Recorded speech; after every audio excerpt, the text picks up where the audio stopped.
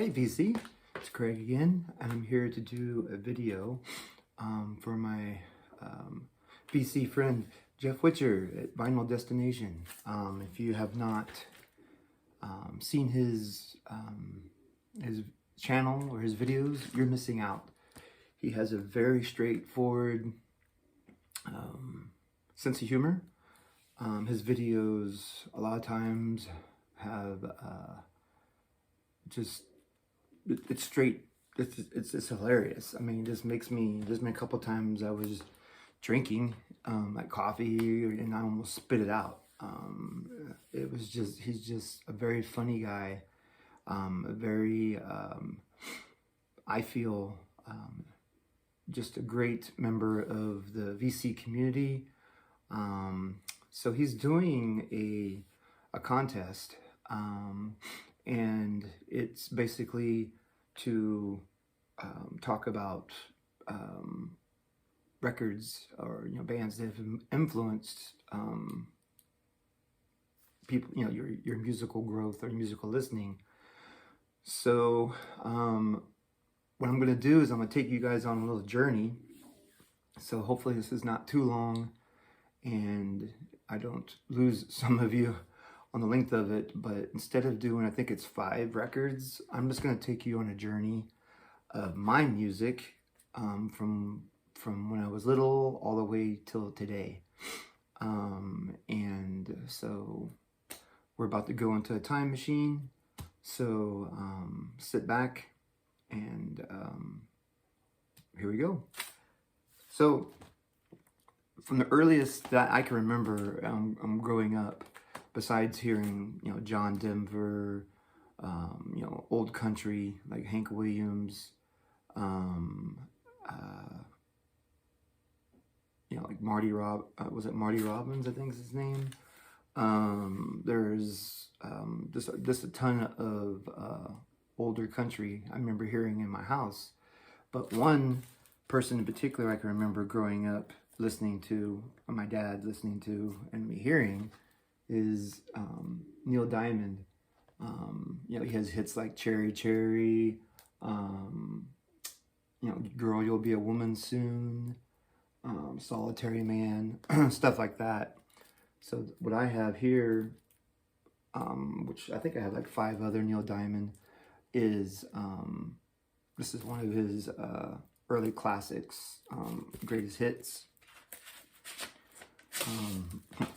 Original paper insert, and this is on Frog King Records, and I actually listened to this not too long ago. I still like Neil Diamond, but that's one of the records that I remember. And then with Neil Diamond, when this came out, The Jazz Singer, I remember my dad recording it on VHS, and we'd sit and we'd watch it together. It's a gatefold. It's got pictures of the movie. It's like one of my favorite albums I own, actually. I was happy to find it. 50 cents, I found that. And another one that I remember hearing a lot, I can remember being in my bed, and on Saturday morning, I could hear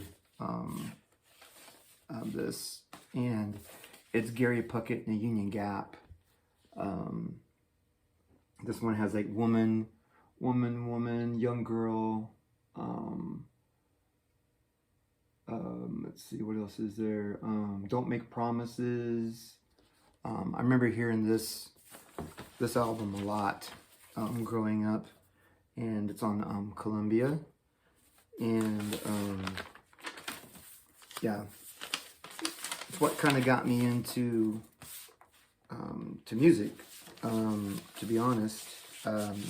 Just Gary Puckett's smooth voice, I can just remember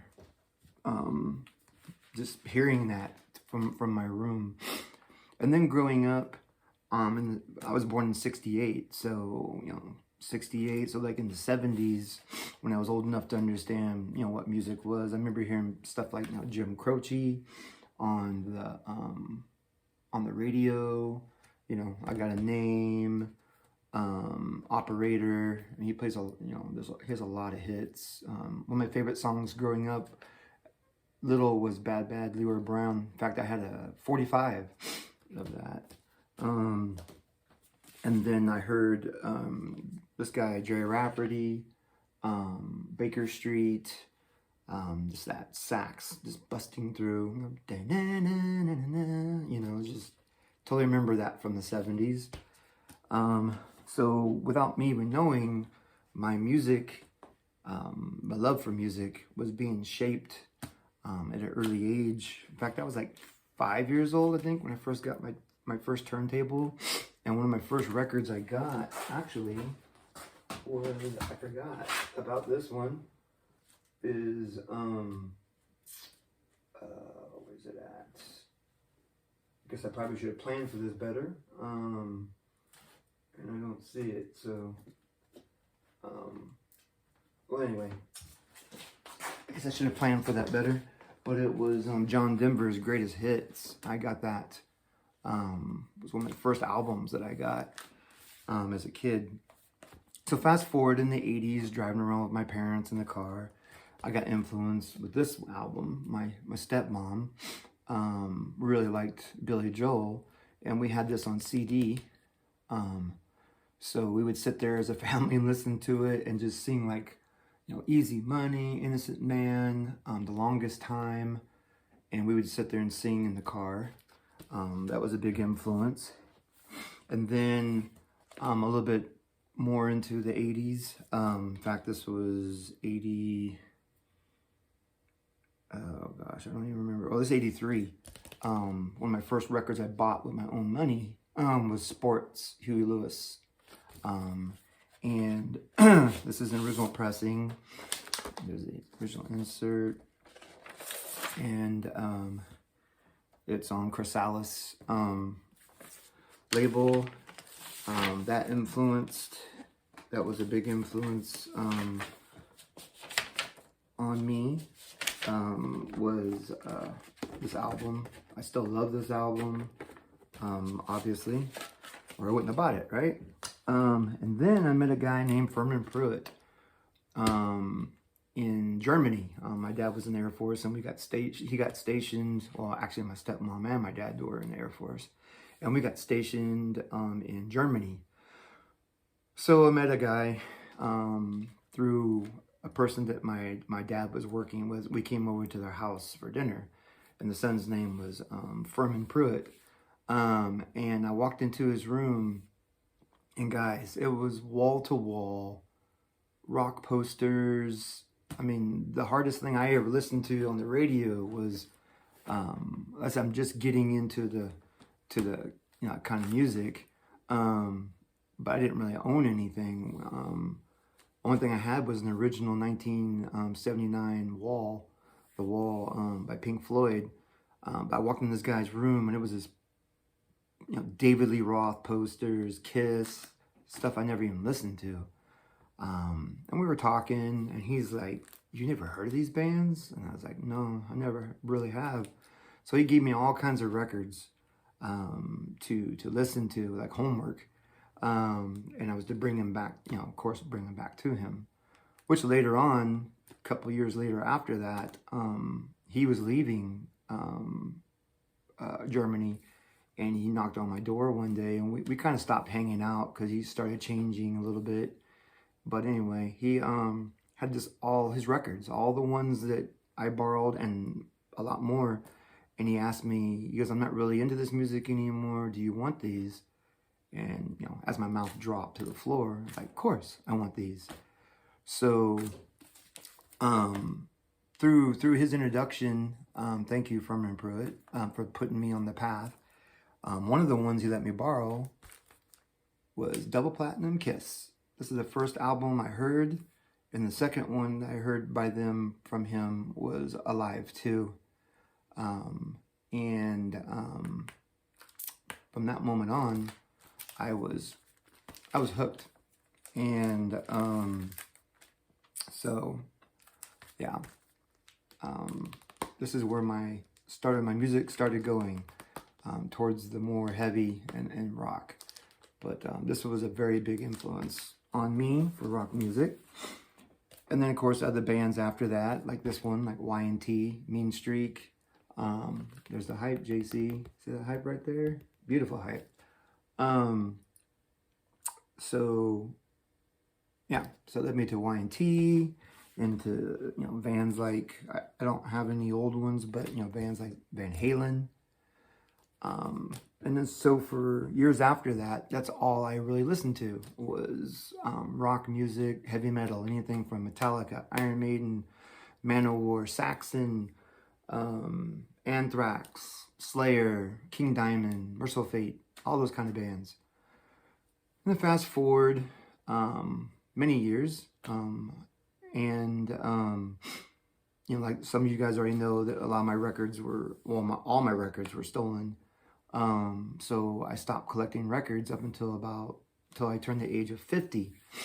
So fast forward 40 some odd years.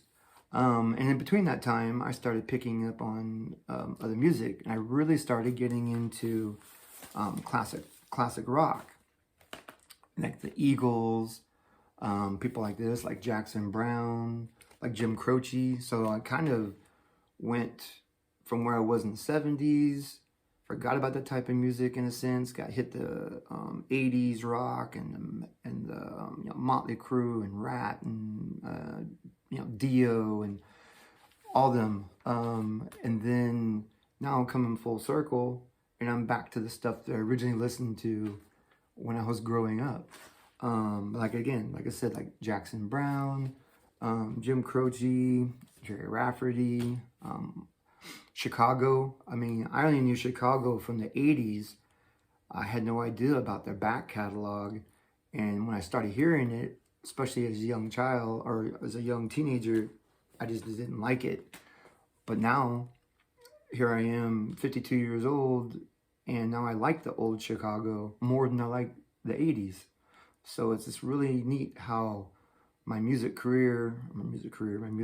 love for music, my passion has taken me full circle, and now I'm back to where, in a way, I started.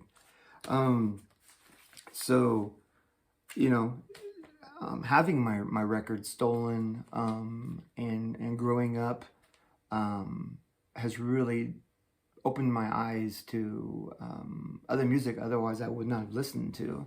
I was only into metal and rock, and that was it. My eyes were closed. Now that I'm full circle, like I said, Jackson Browne, Jim Croce, I discovered the Beatles, even though I know my dad used to play the Beatles a lot. Mostly the older stuff. He wasn't really into the new sound of the Beatles. He was more into the Love Me Do and, you know, the older Beatles sound. So, you know, now I'm a big Beatles fan, and I never even going full circle. I never was really into to other types of music like blues, jazz, stuff like that. So now here I am, 52 years old, and now I'm owning jazz albums. This one, John Coltrane, Blue Train. This is from George Allen CDs and LPs. Check out his channel as well. He's really he's a character. I mean, he's older and he listens to rock music and stories. He has a cool place that he does his picture. You know, he does his videos in. Anyway, George sent me this. So now I'm also enjoying jazz. So like I said, with music, this kind of went on a journey, and all these bands that I showed and records I showed influenced my music, love for music in so many different ways, and I didn't even realize it. Get some coffee. So anyway, I realized this was longer than what I intended, and I know it was longer than 5 albums, but Jeff, you know, here's to you, brother. I love you, and I love watching your videos. And please, guys, check out Jeff Whitcher's channel and give him support. And I think I've talked long enough. And I wish everybody a good day, and God bless.